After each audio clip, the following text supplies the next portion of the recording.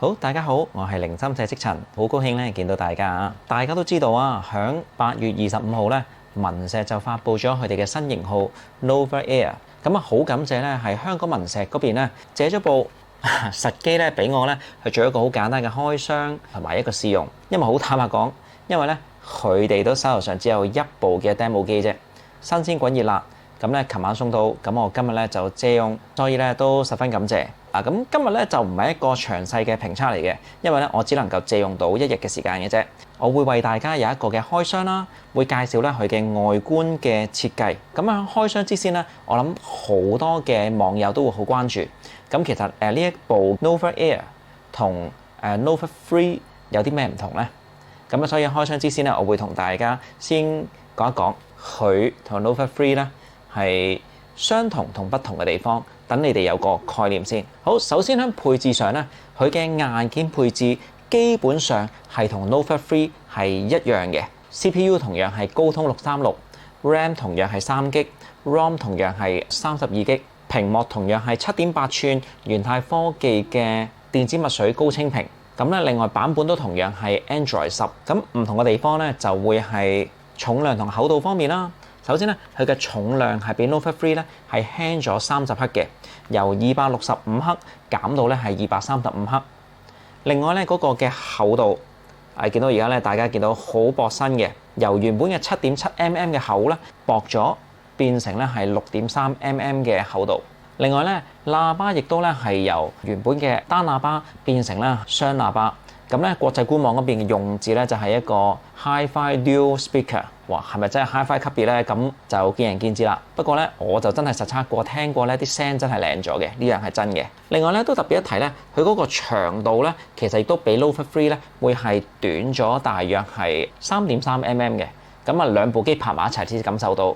如果唔係咧，其實就你應該唔係太烈。好，啱啱講嘅呢幾點咧，係 Nova Air 一啲好嘅改進啦。另外仲有一點咧，就係佢出廠咧係跟咗一塊特別調色嘅磨砂貼，係提升寫感嘅。所以咧，你唔需要再啦揾店家或者自己咧係去貼嗰個保護貼上去啦。佢出廠已經有，咁所以大家咧呢一點咧要特別留意。嗱，以上呢幾項咧就係一啲好嘅改進。咁啊，有好嘅改進咧，亦都有一啲咧係降級位嘅。首先咧，最大我諗最明顯，啲人亦都最擔心、最關注嘅就係咧電量嘅下降。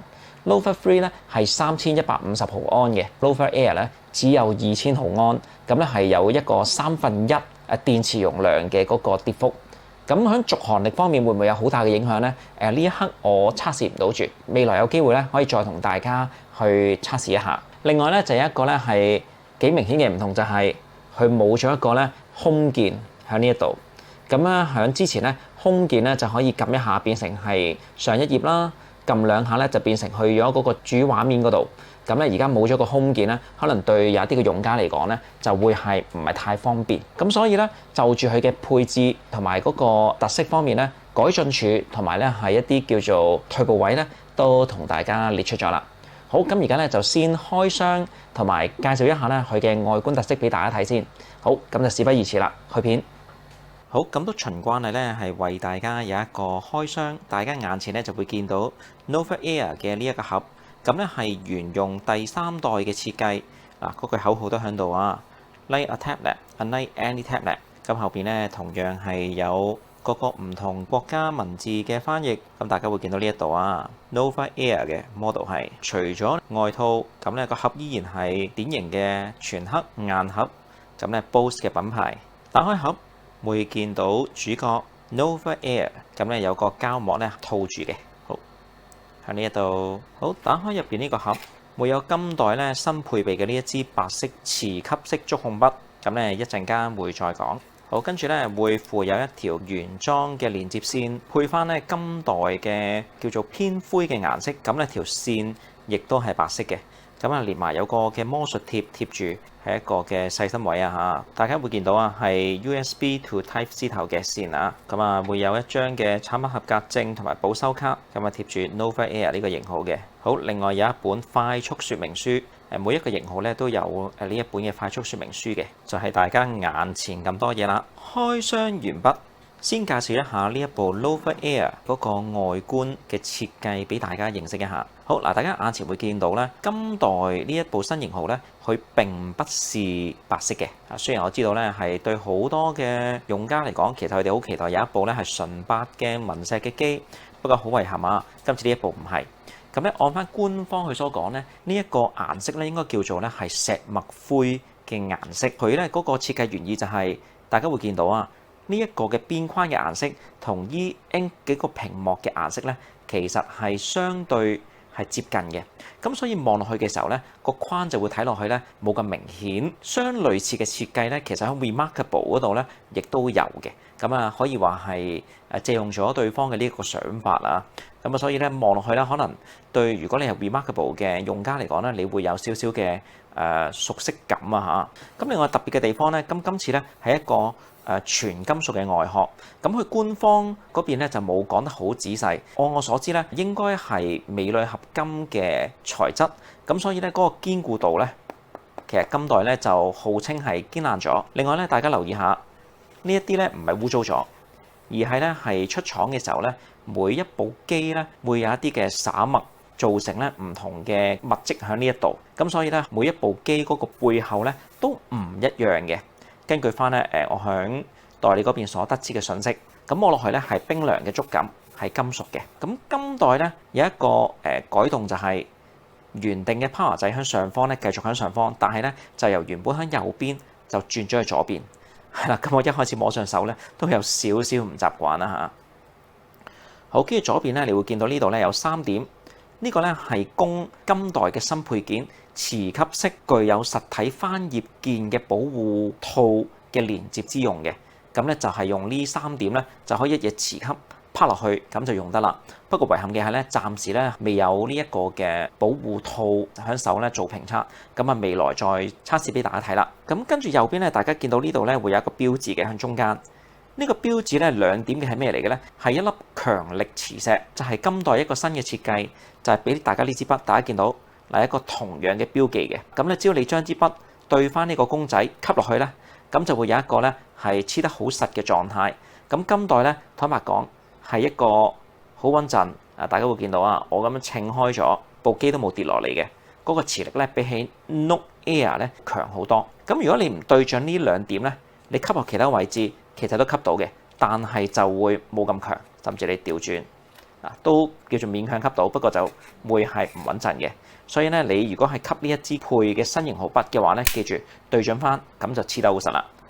好，底部咧今次嘅一個新賣點，你見到佢係標榜係一個 Dual Speaker， 有一個雙喇叭，所以咧可以有雙聲道嘅聲音出咗嚟。咁全紋石系列咧，唔計呢個 Nova Air 咧，只有係最貴最頂級嘅13.3寸 Max Lumi 咧，係有呢一個 Dual Speaker 嘅。其他嘅型號都只有咧單喇叭。咁所以咧今代咧，如果你攞嚟播音樂嘅話，或者攞嚟聽有聲書咧，效果確實係會比 Nova 3或者係其他 Max Lumi 以外嘅型號咧係來得好嘅。我都實聽過音樂對路嘅，個效果真係咧係比之前好嘅。咁中間呢度咧係 Type C 頭啦，另外呢度咧會有一個嘅收音咪。咁另外咧佢呢度咧有一個嘅設置就係咧喺上面嘅金屬外殼嗰度咧，底部呢一度咧就會有一個你見到係會另外有一個嘅金屬嘅部件喺呢一度嘅。雖然我都唔係好了解咧佢嗰個設計原意，但係咧都俾大家咧係了解下，即係咧其實呢一度咧就應該係鎂鋁合金嘅外殼，呢一度咧就係金屬嘅外殼。